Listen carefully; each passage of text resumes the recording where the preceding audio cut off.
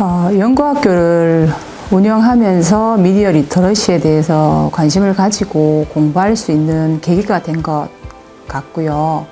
그 다음에 미디어 리터러시 교육이 미디어의 홍수 속에 살아가고 있는 우리 아이들에게 꼭 필요한 교육인 것 같습니다. 미디어 리터러시 교육이 아이들에게 미디어에 대해 올바르게 가치 판단할 수 있는 미디어 리터러시 교육이 좀 더 적극적으로 운영되었으면 좋겠습니다.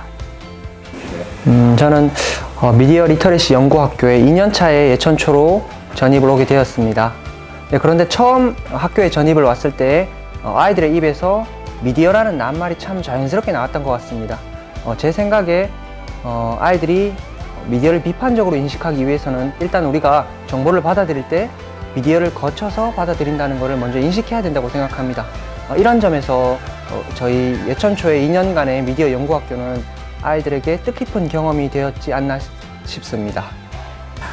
점점 디지털화되는 이즘에 소셜미디어와 게임에 많은 시간을 보내고 있는 어린아이들을 보면 우려를 표하기도 합니다. 훑어보기, F자형으로 읽기, 그 다음 지그재그로 읽기 등의 디지털 읽기의 문제점이 어린 학습자들의 사고력을 저하시키는 역할을 하고 있다는 그런 염려도 있습니다.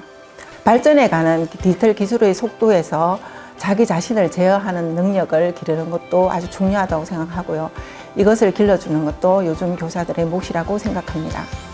저는 이 점에서 조금은 더 천천히 그리고 한 번 더 살펴보고 그리고 한 걸음 한 걸음 나아가는 것이 중요하다는 생각에 메리앤 울프의 다시 책으로라는 책을 선생님들에게 소개시켜 드렸습니다.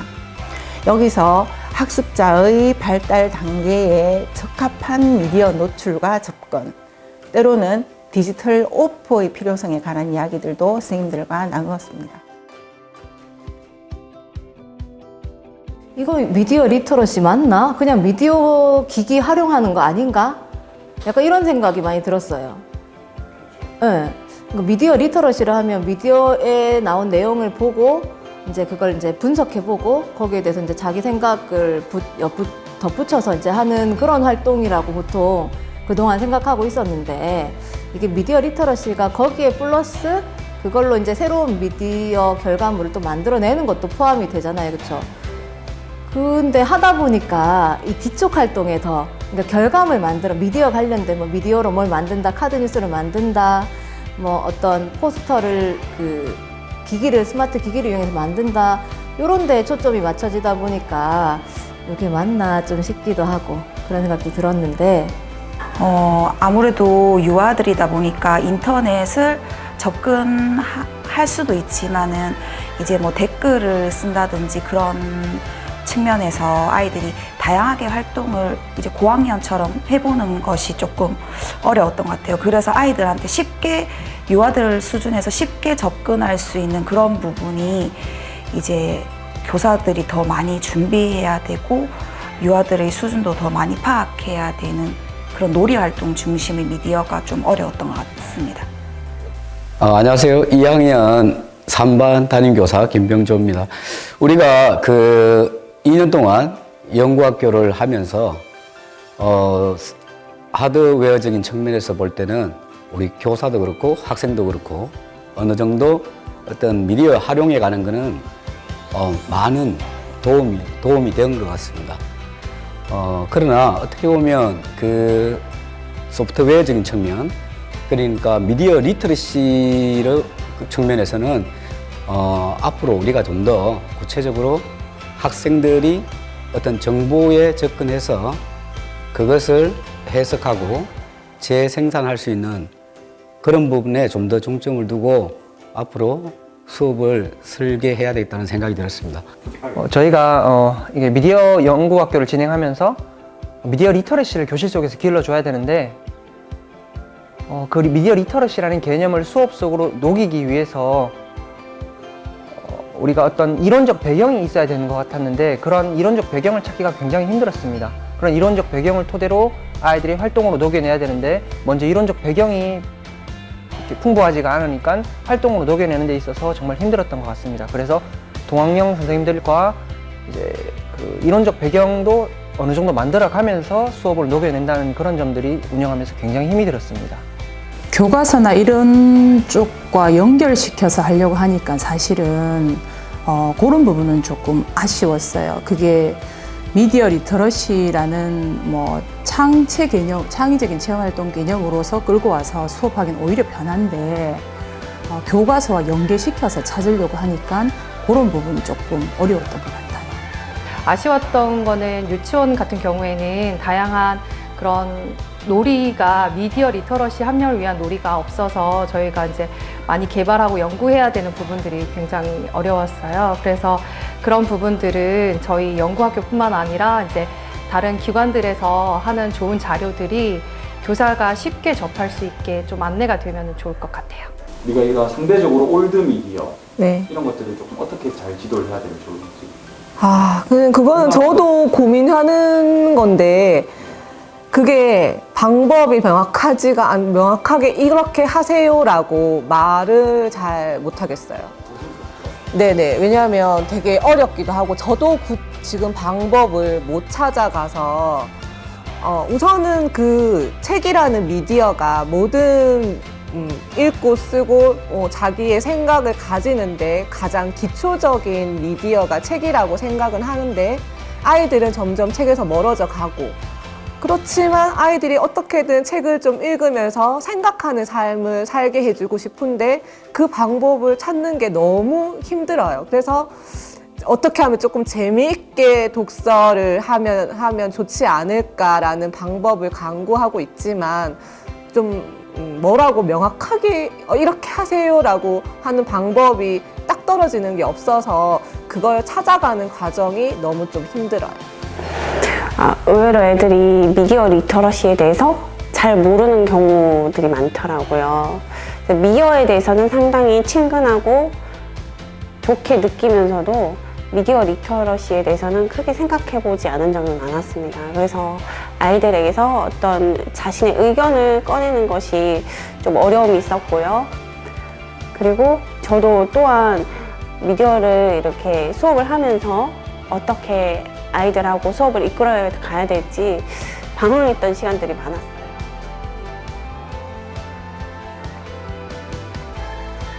아니요. 근데 처음에는 제가 연구학교 되게 조금 스트레스 많이 받았어요. 왜냐면 이 연구학교가 선생님들은 교육과정이 딱 교과서가 딱 있고, 근데 저 같은 경우는 교과서가 없는 상황에서 뭔가의 책을 가지고 연구학교 주제를 연결시켜서 새로운 걸 계속 개발해내야 된다는 게 되게 많이 이제 부담스러웠거든요. 근데 이제 부담스러웠는데 그걸 하나씩 하고 나니까 이제는 조금 내가 이만큼 늘었구나라는 생각이 딱 들더라고요. 그래서 이번에는 준비하면서 되게 많이 고맙다는 생각을 진짜 많이 했어요.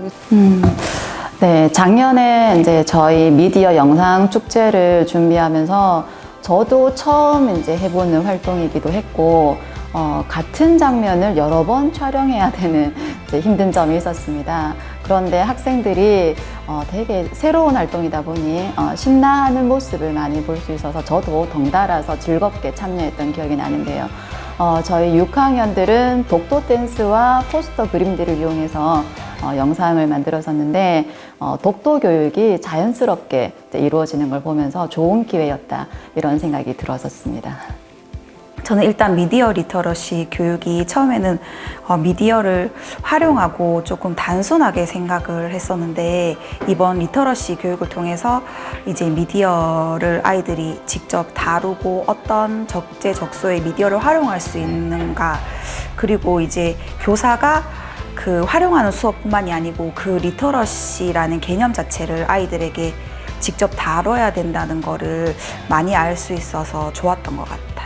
좋았던 점은 이 연구학교를 통해서 제가 그동안도 유튜브에 조금 관심은 있었어요. 제가 직접 참여하고 이런 건 아니었는데, 워낙 아이들이 유튜브를 많이 보고 저희 집 아이들도 많이 보고 해서 관심을 가지고 보고 있다가 이참에 유튜브가 어떻게 생겨났는지부터 해서 아이들한테 이제 함께 공부를 하다 보니까 유튜브에 대해서 좀 제대로 알게 된 것 같아서 그게 좀 의미가 있었고요. 좋았던 점은 좋았던 점이라고 할지 모르겠는데 아이들이 어떤 유튜브를 보는지 우리 아이들이 진짜 보고 있는 게 뭔지 우리한테 겉으로 보여주는 거 말고 진짜 보고 있는 게 뭔지 확실하게 파악할 수 있었던 거 좋았고 일단 저의 미디어 소양이 많이 늘어났고요. 그리고 미디어에 대해서 좀 깊이 있게 알게 되고 그리고 어떻게 하면은 또 아이들한테 교육적으로 이용할 수 있을까에 대해서 고민을 많이 했던 시간이었습니다.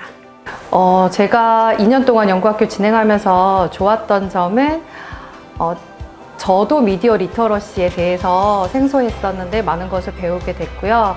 그리고 미디어를 어떻게 이용하는 것이 정말 나에게도 그리고 우리 아이들에게도 좋은 것인지 생각해 볼 수 있는 기회가 되었습니다. 그리고 아이들이 정말 잠재력이 되게 무한하다는 것을 느꼈던 게 제가 아이들과 활동하면서 뭐 댓글이나 아니면은 뭐 초상권 이런 어려운 개념들이라고 생각했고 아이들이 잘 모를 거라고 생각을 했었는데 유치원 아이들도 이제 컨텐츠를 많이 경험하다 보니까 그런 것들에 대해서 자연스럽게 알게 되고 또 6살인데도 불구하고 유튜브를 보면서 자기가 영상물을 찍는 아이들도 있었거든요. 그만큼 이제 아이들의 그런 잠재력도 많이 알게 됐고 그것들을 이제 놀이를 통해서 많이 발산시켜 주었던 것이 좋았고요.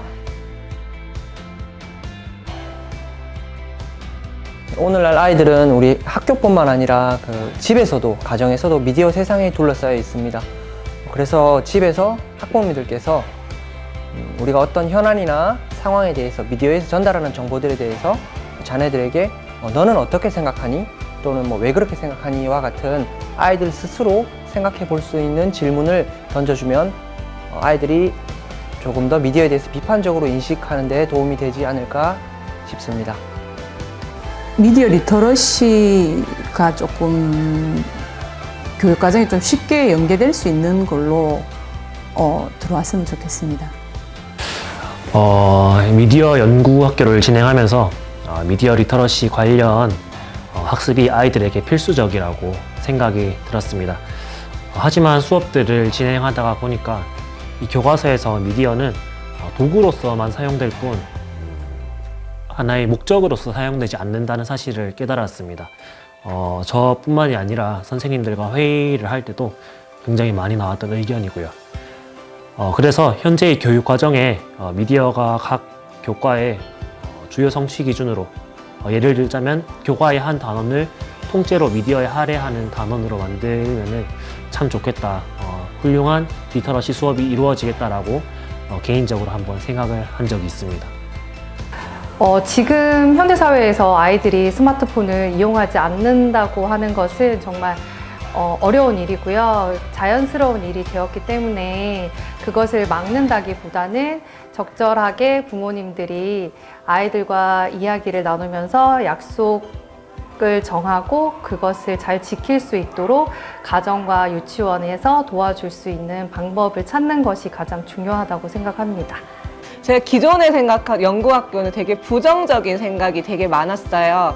왜냐하면 연구학교를 하고 나면 이제 실적물을 되게 많이 중심으로 챙기는 그런 연구학교를 많이 경험을 했기 때문에 되게 조금 많이 부정적인 생각을 많았었는데 이번에 연구학교는 하면서 그러니까 제가 계속 발전을 한다는 생각이 드는 거예요.